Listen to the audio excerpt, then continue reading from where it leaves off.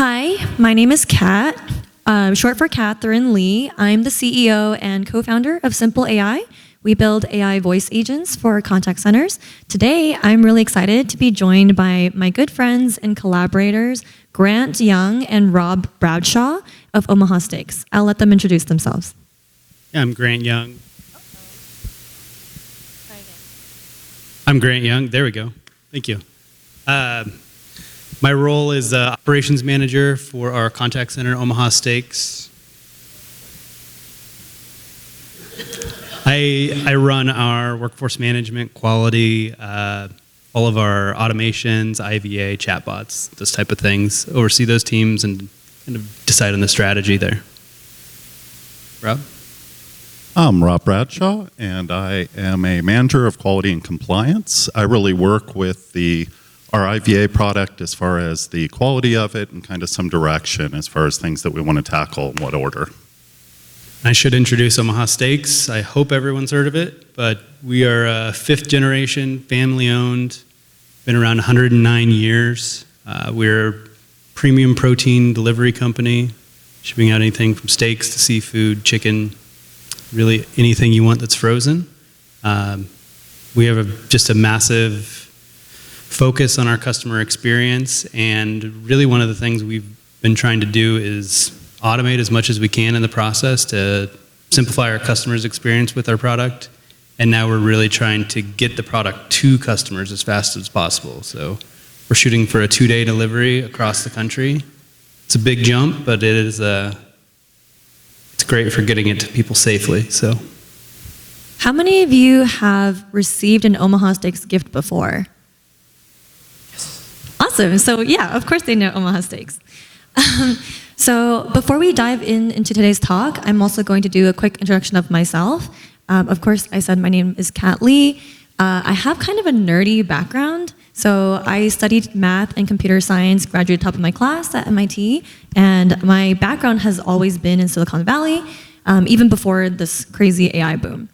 So I started my career at Facebook, where I built a bunch of backend systems for Facebook's newsfeed, the mobile app, and Instagram stories. So hopefully, if you've used either of those products, you've actually touched my work before. Then I ran engineering and product at a company called Y Combinator, or YC for short. If you aren't familiar with startups, YC is the startup accelerator that created some of the biggest tech companies in the world. So tech companies that are public today, think Airbnb, DoorDash, Stripe, Twitch, Reddit. These companies were just little baby saplings when they entered Y Combinator. And so it was very inspirational for me to watch these companies grow from nothing more than two guys and an idea with no revenue, no customers, no product even, and grow into what is today public companies with millions of customers and billions of dollars in revenue. Perhaps the most culturally relevant company that YC invested in as the first investor today is a company called OpenAI. And that's because Sam Altman, the founder of OpenAI, used to work at YC with me. And so I got to see all these really, really cool early research previews of large language models before ChatGPT even really came out. And that's how I knew that my next step was going to be to start Simple AI. To set the stage for today, Omaha Steaks has one of the craziest stories of peak seasonality that I've ever heard. If you run a contact center today, I'm sure you see some level of seasonality. Maybe it's the beginning of the year, maybe it's the end of the year, maybe it's the beginning of the month. But I will let these guys tell you about Omaha Steaks. So let's set the stage. 2 years ago, pre-AI, what did your call center look like? Like, how many reps did you have? What was your holiday operation? Well, I'll start with our steady state time of year. We had about 200 agents, mix of part-time and full-time. But the seasonality came from just the month of December. We do half of our calls or chats for the whole year. So it's a 12x increase just from the last week of November before Thanksgiving into those 2-3 weeks of December. So it is just a crazy time we prepare for all year. So as I said, about 200 agents most of the year. 200, okay, 100. And then I think before we started down the AI journey and automation, we would hire 5,000 agents. Those to get 4,000 to actually show up to training. And then, yeah, 3,000 to come out of training, and then maybe 2,000 to be there when we needed them. And it was a long process with a lot of wasted money. So we've been looking at ways to fix that. And to be clear, these are all people you're hiring. People, while they're also hiring 5,000 people for our distribution centers as well. To handle the holiday volume. Yes. And to set the stage, the busiest time of year for them is December, so right before that holiday peak. Because just think about it, all of your friends and family, they want to buy Omaha Steaks as holiday gifts, and so they just get this huge surge. But in order to have everybody hired and trained by December, when are you actually hiring them? I think we start the first week of September. That's when we used to start. You know, we'd get our classes going mid-September. You'd get people coming in and then leaving, and then just the wave of hire and quit. Yeah. So, okay, in September you hire 5,000 people. By December you net 2,000 actual people taking calls. This also significantly, but it was a challenge because you're drawing from that same pool of 200 agents that are there all year round. And it was difficult because we're all kind of competing for the same competent people to fill those support roles that we don't need all year round. So that was as pretty much acute of a problem as trying to hire the 5,000, 3,000, 2,000. Right. And on the other side was the supervisor staff. We typically only had about 10 supervisors, so 1 to 20 ratio. But then we'd get into holiday, and I think our worst week we had like a 1 to 212. And it was, people don't know who their boss is. Some managers are all they're doing is firing people all day. And so it's kind of a disaster, right? Every year. Every year it's a huge disaster, but it makes up for half your revenue of the year, so it is important that you get it right. And then you have these additional problems where even when you do hire the right number of staff, they are not fully trained. They may not know how to sell all the right items. They may not know all the campaigns that are going on. They might not know how to upsell. I think a big portion of the Omaha Steaks business is on upselling. Do you want to explain what that is? Yeah, you know, someone calls in, they want to buy the holiday package. We always have some sort of upgrade, something that you can add on, you know, to get to the free shipping threshold, things like that. And our steady state agents are great at selling it. They'll sell it maybe 40% to 50% of the time, and those higher trained agents are working on the more complex tasks like carrier not delivering a product on time. So the stage is pretty clear. There's a big hiring problem for holiday. What did you initially try to do to solve this? What we started with was trying to build an IVA on our own. Our CCAS provider had tools, and we had developers so we could go through and do it. Any 5'9" people in here? So using Studio 2 years ago, if anyone used that, I assume it's much different than it is now, but you would make your agent, and it was a really deterministic model. You had to figure out every path that it could go down. You had to really make sure the agent was listening for specific items, getting an address. If someone said, my address is, it would just throw the whole thing off. Or my credit card is, the expiration date is, that type of thing. And it made it a very cumbersome process. We deployed it for one holiday season. It did well in the use case we used it on. I think we had something like 20% containment, which was 20% less, so that was nice. But it was very cumbersome.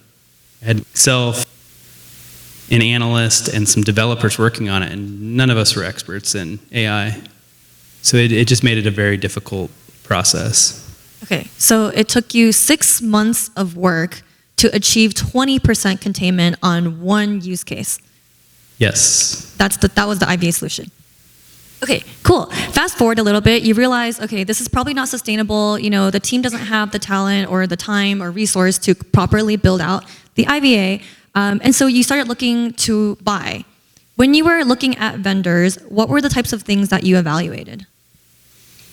Really, we were looking for something that wasn't that fully deterministic, very linear. I wanted something that was conversational. We have our customer experience at the top of the mind and want to make everything great for our customer.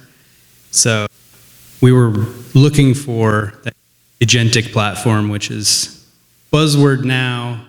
A year and a half ago, it was kind of a new thing, and not a lot of people were doing that.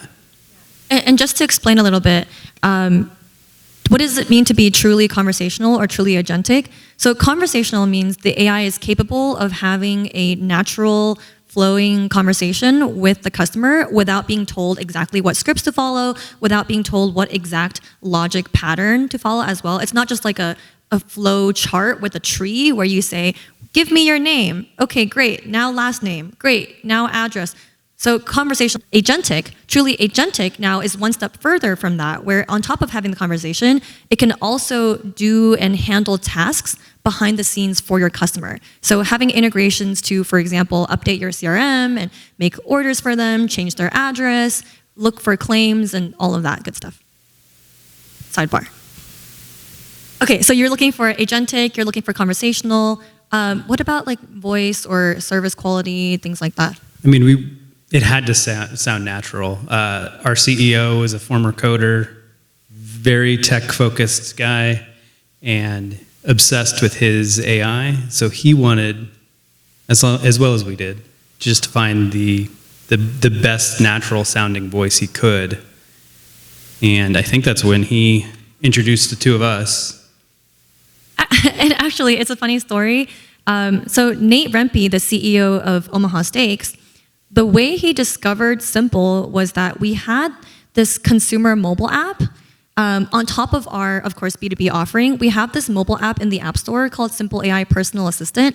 And anybody can download the app and use it to make phone calls outwards. So you could have it call a restaurant, you could have it call United Airlines, you could have it call whoever you want to help you do stuff. And Nate found this app and used it to prank call Dylan, who's the Chief Sales Operations Officer, and that Grant and Rob work closely with. And they loved it, and basically came to me saying, this voice sounds really good. We need it in our contact center. And so I connected with Grant. They looked at a bunch of different solutions. Obviously, great news for me. They ended up choosing Simple. We started off with a smaller contained POC. Do you guys want to talk about the approach we took? So we have, a consumer line any of you could call in. It's the number that you would call to order. We also have targeted ads, mailers, that sort of thing that go to dedicated phone numbers. So the really easy kind of bite-sized sort of approach we took originally was to take one of these dedicated numbers because we already know with some certainty what product they're going to order because it's what came from the mailer. So we felt like that made it just a little bit simpler. It gave us just a little bit of a degree of likelihood of success, more success. So that's how we started, was with that. Just dedicated number, customers calling in, they want to order what they saw on the mailer. So it was a very simple kind of use case to start with. Yes. But we still wanted to work end to end. So we wanted the simplest case that could still be useful. It wasn't just taking down notes. It wasn't just answering FAQ. It was still actually taking somebody's order and placing it in the system with no human intervention. And so to achieve this, I sent my team out, including myself, to Omaha for 2 weeks. We lived in Omaha, Nebraska with these guys, just really pushing to get this out. And so whereas your previous IVA took 6 months to get to 20% containment, what did we do here? I think we signed the proof of concept on the 2nd of June, and by the 10th, we were taking our first calls. So that was building new APIs on our side, and that was building the whole agent and experience for our customers, and the testing. It was 10 days. Let's not go crazy. But then the first day that we had it on, I think we were at 52% containment on that. And I was like, holy shit, are we hanging up on customers? No. Go ahead. So did you ever escape that? Like if the caller was agent, that kind of thing? one mention of agent, you're getting to an agent. We wanted to make it as easy as possible for the customer. Yes, we disclose that in the first 1 or 2 sentences of the call. Now, they don't always realize it once they're a few minutes into the conversation. We have a lot of people that'll call the agent ma'am and, treat it like a person. There was one that invited her to a birthday party, her being Simone. I wish you were in my area. You could come to my daughter's birthday party. I think that's my favorite one. It's so sweet. And the name Simone is also very endearing because, of course, the Omaha Steaks brand and company was built by the Simon family. So we named the AI Simone. It was a male voice first, so it was Simon. And we switched to female, and that was the easiest change. Turns out female voices sell steak better. Yes, they do. Okay, so we went live 10 days to the first use case. First day was 52%. I think first 3 weeks was 60? Yes. 60%? Yep. Okay, and then from there, talk me through what the crawl, walk, run approach was. I think after that, we started expanding upon those known intents, so the calls where we knew it was going to be intended for a sales call, but instead of knowing there was 1 or 2 products, we expanded to more like 100 products. So we had all the products associated with that phone number, set it up so you could search by the item number or the name of the product and really just find what you wanted with it. That was maybe a month of testing with that. And then September, we decided, let's just do it all. It was pretty fast. So we turned 100% of our traffic to it. That use case, that was the very simple, we know the phone number. We're typically in the 70 to 75% containment now. So it's working really well there. But what we learned once we turned it on to all of our traffic was the ratio of our calls. We really only split into 2 main skills, which is our sales or our service. And we thought it was 75-25 favored on sales. Based on the phone tree, right? Yeah. So it used to be that you would call into Omaha Steaks and it would say, hi, thank you for calling Omaha Steaks, blah, blah, blah. Press 1 for sales, press 2 for support. And so the team thought it was a 70-30 split, 70% sales, 30% support based on the phone tree. And then once we started actually collecting what the people wanted and AI was deciding the routing, it was a 45 to 50% sales. It was a big change. And we had our whole training platform for the temporary agents really focused on that sales side to take those calls, and they were getting calls that weren't sales a lot.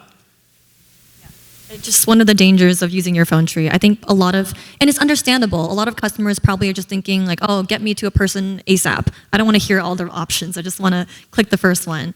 So it's interesting how bringing in AI, even to do something as basic as intent-based routing, you can learn a lot from that and glean insights. And save a lot of money.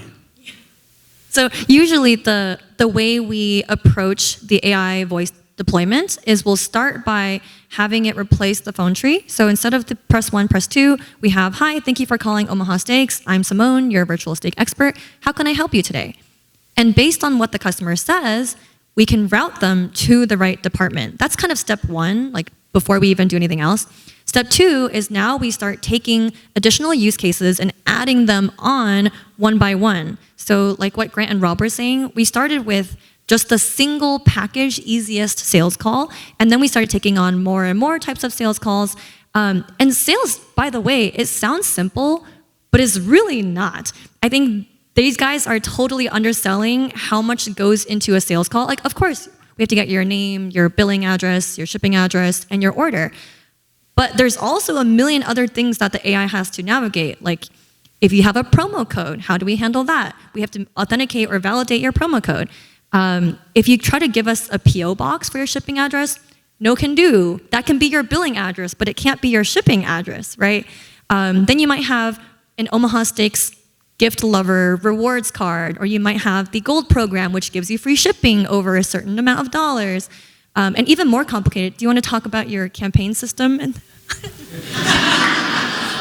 we have Anything but that. we have a lot of marketing out there in different flyers, magazines, TV ads. 100-year-old business. And we wanted to be able to attribute every sale to a specific campaign or piece of mail. And so, I mean, there's thousands of different combinations that there could be, well, way more than thousands. I think we're in the millions. And so it made it very confusing, but luckily when it's AI and not a person having to figure those things out, it can do it really fast. Like, sometimes so fast it feels like the person asking, like it just happened without them saying it. Yeah. And to further add to the complication, depending on where you saw the advertisement, where you got the flyer in your home, maybe you live in Arkansas, maybe you live in Nevada, the same item costs a different amount of dollars sometimes.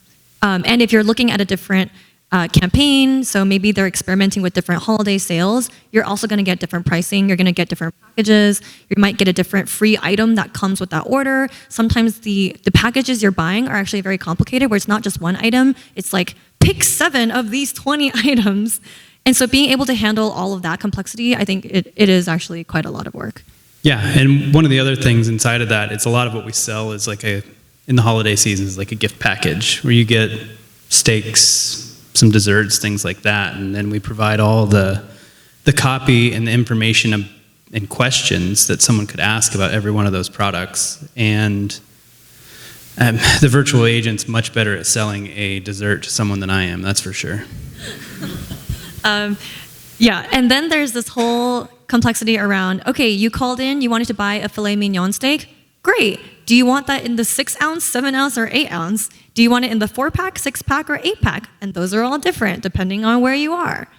So it turns out there's actually a lot of different work, like what payment method do you want to use, right?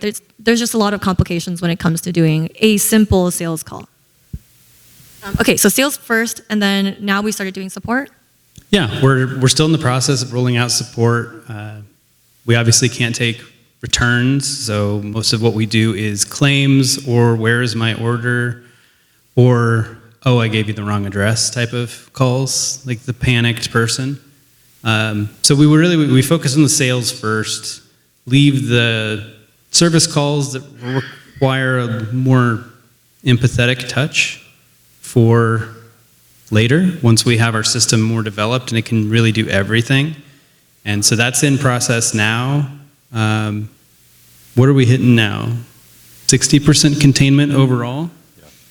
Across all of your calls? Yes. So it's been quite a ride in a year. Yeah, it's been a crazy year. And we also had this crawl, walk, run approach where we started handling more and more use cases.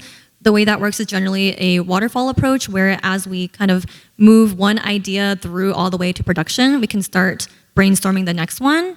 And configuring both the agent behavior as well as the integrations that we need for that. And obviously, I'm proud of the work that the Simple team and engineering has done, but I also need to give credit where credit is due to Grant and his team, and Rob, of course, because it's Rob, thank you. It's not possible to get from signing a piece of paper to deployment live in 10 days without their team also being extremely prepared, spending the time with us as we were in Omaha. We basically worked all day, every day for those first couple of weeks just to get this first thing live. And so it really kudos to this team as well for taking this project seriously, giving it the time and resource that it deserves. And the team also was very cognizant that they would need to give us engineering resource as well. So Omaha Steaks is very unique. Well, maybe, I don't know if unique or not, but in that they don't actually use a CRM that everybody else uses, like a Salesforce or something. They have their own homegrown system for a lot of stuff. Being a 100-year-old business means that they have their own homegrown built, not only CRM, order taking POS system, inventory, all, managing campaigns and all that. And so much of it is done on these crazy AS400 systems. And what that means is that in order for us to work well, in order for the agent to access all the things we want it to do, we do need APIs exposed from their side for it to work. Now, if you use something more basic like a Salesforce, HubSpot, typical ERPs, that's great. The APIs already exist. I just need your API key to get started. But yeah, I think it's a testament to both teams for spending a lot of time together. Yeah, I think our teams we have 2 to 3 meetings a week still with our developers, the product owners, and the engineering team at Simple. And every week we're looking at what went wrong, what are we working on, what's next, and it's made it a much easier process going through it with a group of experts that can work with our development team and work at a pace together that we're constantly deploying something, and as we're doing that, we're working on the next item. Yeah. So of course this 60% containment across the board, 75% containment on sales calls. Oh, and by the way, we're also 75% containment on chat. Like all of this is not a mistake or a coincidence. It's because we sat down and took the time to work with their team. And don't be scared by the 2 to 3 times a week. That's what we're willing to offer to you. Like we usually will dedicate a few agent engineers, so AI engineers, dedicated to work with your team on building out the agent. But we also have clients that only want to meet once a week or once every 2 weeks. So it's just a matter of how fast you want to move. And with Omaha's team, they were down to move as fast as possible. So we meet 3 times a week. We started a year ago, and our team still meets 2 to 3 times a week, just so that we're able to get things moving quicker and quicker. I think on top of that, my team also flies out to Omaha a couple times a year, and their team flies out to SF. I think it's much more, to me, a partnership than just a basic vendor, like here you go, here's my technology, good luck. I really feel like a lot of my team is part of the Omaha Steaks team as well. Yeah, the engineering team on the Simple side really cares about our customers as much as we do, really, and it's made it a great partnership. Do you want to tell the holiday story?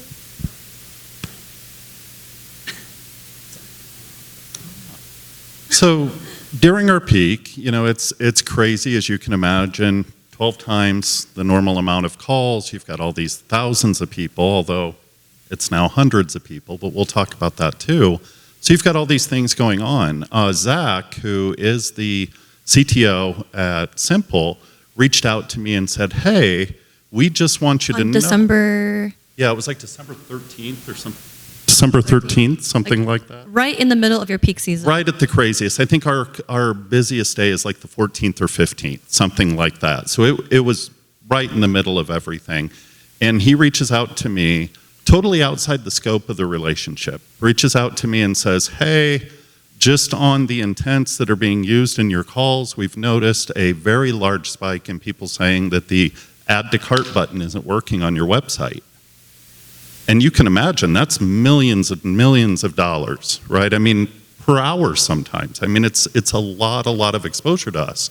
Now, this is something that we would have discovered in due time, right? Our IT team would have been on top of it. But what I think is so powerful about this story is we have a QA vendor that takes about, an hour to encode the calls and make the transcripts available and start to bubble up what's happening in those. They noticed it, told us we had a ticket in with our IT and it was fixed before our QA vendor was able to encode the call to tell us it happened in the first place. I don't know much more powerful of an example of that, of first the level of partnership, because again, it was entirely out of scope. It was really just Zach paying attention because he knew it was an important time of year for us, and being that second set of eyes and saying, hey, pump the brakes, there's a problem here.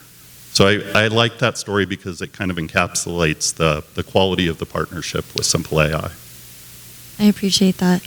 And I think it is really important it's very important to us as a company to partner that closely with our clients, because I think AI is such a sensitive topic. It's such a new technology.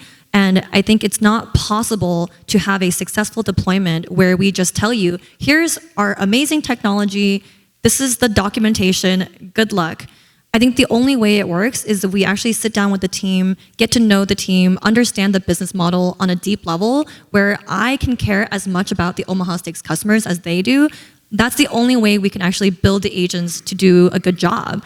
Ultimately, we're not just really interested in call deflection and cost cutting. I mean, there is obviously a cost reduction factor, but none of that matters if the customer experience actually goes down. And that's something you have to be very sensitive about when you look at voice AI deployments. Do you guys want to talk a little bit about that piece? So one of the big things that come out of this for me personally is, what about the people, right? Like we talk to folks, and that's always a big thing, is like as you do this and you displace these calls, you know, you remember the model that we painted in the beginning of the thousands of agents, the 20 QAs, all of these people. So what do you really do with that, right?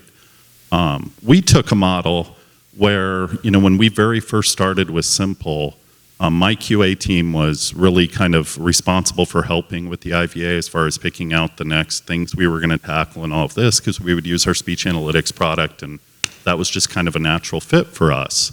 So I could see that it would definitely impact the size of my team. There was going to be some folks that weren't going to come out the other side of it. So we were really intentional. First, I communicated to my team when we very first signed with Simple, the world as you knew it is not the world you live in today. The skills that you have now, while we honor those, they won't get you to the next level of what we need you to be. So we were very open to them and challenged them with additional training, imparting additional skills, giving them mentored opportunities to show us that they could work in that more analytical sort of capability rather than just kind of I go through and I check these forms when I listen to calls. We were able to come through that with a crew of folks that had a greater skill set. They were more engaged because they recognized the investment that we'd made. And the people that really didn't have the propensity to work in that capacity, we found other places for them. There's other seats on the bus. Like it's not, there's one seat, you fit in it or you get off the bus. That was never our model. So that we ended up with that. There were, of probably 20 folks that were impacted, there were 2 that took buyouts and left the company, but everybody else is still with the company and still productive a year later. The biggest thing that I would say about that is, really, the thing I like about that model is that I got them to work some of the things they would do in the future, because a review on work that's incongruent with what they'll be doing in the future is not a good indicator of their fit for what's coming. So that's why I think it was so important to really put them through the work, have them take on projects, have them actually stand in front of our executives and make statements about how we could save money or we could improve our offering. We had to see that from them to know that they would fit into the new world, so to speak. So where are we today? What's next? Well, finishing out all of our service stuff, and now looking at expanding the channels of what we're doing with the AI. So continuing one conversation, doing chat, SMS, voice. So we started with inbound voice. Now we're looking at, we added chat a few months ago. Now we're looking at doing outbound SMS and potentially outbound voice as well. Yes. And so we're trying to make it like a really cohesive experience whenever you engage with the company through the AI with Simple to make it, remember the conversation you had. And someone tells you they're buying this for a grill out next week, the next time you call, it asks how that went type of thing. Something having 200 agents you could never do because they wouldn't remember that. Yeah, and what's amazing is, I'm sure you all realize this because you run contact centers yourself, but people tell you so much stuff on the phone. They'll just volunteer stuff like, oh, I took my dog to the vet yesterday, or my daughter has soccer practice next week. Thank you so much, hun. These are all things that we can remember about the customer way better than any of individual agents could. And then we can reference that next time so that they feel that the brand cares about them. So lots of stuff in the works. I did also notice that it's June now, so Happy Simpleversary. 1 year. 1 year friendversary over here. I think we just have a few minutes left, so I'd like to turn it over for questions if anybody has any. Wanted to know, said that there's realized that the sales goal for 2030 is whatever weight loss, whatever you said. Yeah. Save money. How does that happen? Our transfer process from a sales call to a service call, we always wanted to do a warm transfer. And when you do warm transfers, the agents just love chatting with each other. So you would take two agents off the phone for 2 minutes during that transfer. So if you don't have to do that, it just cut the amount of time agents spend per incoming call down. You know, when marketing materials, you said that every program is different. You're not using different penises for every program? We do for most of them, but even if I print it on a piece of paper and they're reading it, they will Google the phone number. It's probably 50% of our calls just come to the main number and they're referencing something with a giant phone number on it.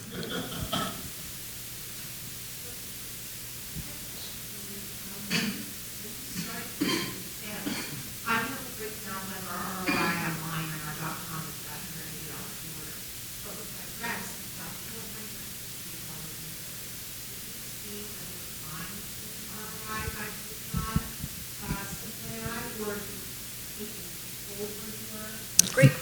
And that's because we do a lot of upselling, cross-selling. We have a lot of that stuff in place, matching products with the rest. In our holiday timeline, the temporary agents were not great at the upselling. So we'll see a higher average order from the AI than we would those temporary agents. And they near match our steady state. Of orders fully completed through the IVA, it can sometimes be less than outside of the IVA, but our average between the two is higher than it was before we had it, if that makes sense. And then also the number of total calls that convert to a sale has increased because our abandonment, which we were supposed to talk about and didn't, has dropped dramatically. Just every day it's half of what it was in the past. Customers will, once they've talked to the AI, they'll wait on hold a little bit longer. And yeah, like on average, it's about 30 seconds more for us, which is a really nice thing to learn for when we staff. So just some quick fire stats. 2 years ago, abandonment rate was 16%. Yes. 1 year ago, 9%, and now 3%. Yes. So even just abandonment rate going down is really key because so many of the calls are sales. And so if you just don't drop those calls, you're making more revenue. Yes. And then on the upsell side, I think temp agents are doing around 22%. AI and experienced agents are closer to 28 to 30%. Yes. And on some of those really well-known use cases that we have, it's Father's Day last week, and we were looking at the stats, getting ready for coming here, and the AI agent was outperforming our steady state agents on most expensive kind of upsell. So it was first time we saw that in a while since holiday, and we were very excited. You're welcome. You did most of your calls last December. Yes, we did. You see a nice improvement in your average speed. You staffed up and put a hand up. We dramatically reduced our staff. So we answered about the same rate. I said I was hiring about 5,000. Last year, we started training only 1,500 instead of the 1,000 we did the previous year. And then this year, with where we're at, we're planning, I think the number is 692. So I'm really, I have to do the planning. So I.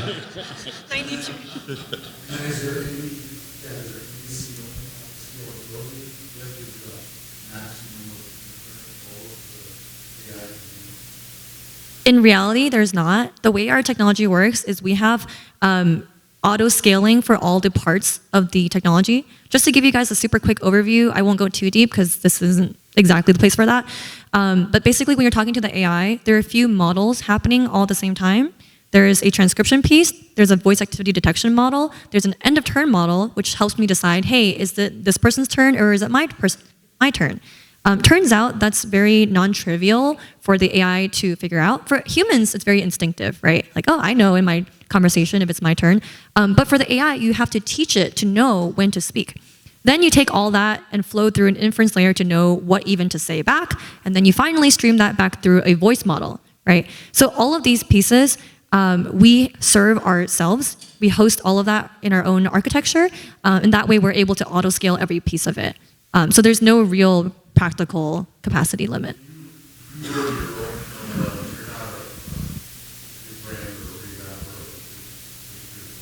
Yes, getting a little technical here, but we don't just wrap like an OpenAI GPT model or anything like that. We actually have our own orchestration layer where we mix The front, changing the voice. You know, I think you probably have more future-looking insight on this than I do. We have many ideas we want to try. I think it is telling, though. What is really nice is for people that don't want to talk to the agents, even if they choose to enter the queue, they end up being more patient than the old customers who would just call in and go straight to the queue, which is a cool upgrade. The other thing is what's really fascinating about using a virtual agent or AI to handle your phone calls. You could never do this with your live agents before, but now you can very, very easily run experiments on what voice you're offering. So do you want a male or female voice? Do you want a Texas accent or a New York accent? Because that might have different, people might respond differently to different voices, right? And you can even A/B test things like the specific language you're using to upsell. I think that's actually the real reason why the AI is able to upsell at a higher rate than steady state agents in some cases. It's because we're able to test out the exact language we're using. Whereas before, if you wanted to test new language, you'd have to propagate that down your call center through your supervisors, through every individual agent, and then you're still not sure if they're doing it. With the AI, you can just go, 50% of calls say this, other 50% of calls say this other thing. And then you can see the results very quickly and then iterate the next day. So I think that's how we're able to get to such nice numbers. You might share what percent of the system Yeah, if you remember it. So it's in a range, but generally with us, it's 15 to 20% that volunteer out. I will say, relative to IVAs as a whole, that's a very, very good number. I know 15 to 20% sounds horrific, right? But my research has shown that it's generally a 20 to 25%. Various industries have different results, but so I feel good about where we're at, but it is a constant battle of how do you get them to actually stay there and play nice with the IVA. I think it comes down to a few things as well. Some of it is just learning and adopting the new technology.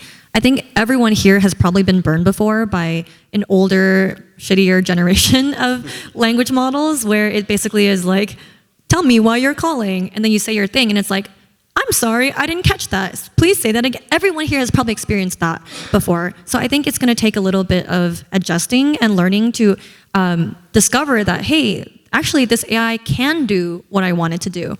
And some things we might experiment with are currently, if you ask for agent, we just send you straight off. But with some of my other clients, we actually add a little bit of buffer where if you ask for a representative, we actually say, I can transfer you, but it's going to be a 15-minute wait, or I can just help you now. And that seems to work pretty well, too. There is one other thing with that, too, is that we really work on partial contains as well. So if you start in the IVA and, like, let's say you're going through those upsells, and we have offered you the add-on, but we haven't offered you the subscription yet, the agent gets the call with that knowledge. So they don't go through the whole call again. They're picking it up at the point that the IVA left off, and that's considerable savings too and much better customer experience. So even with those people that kind of self-select out, there's still gains that you can make with that audience.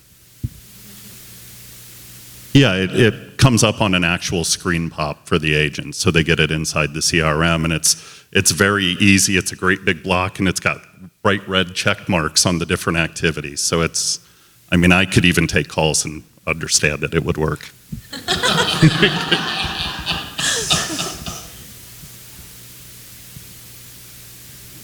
Okay, that's all. Thank you so much for coming. Yeah, thank you. Thank you, everybody.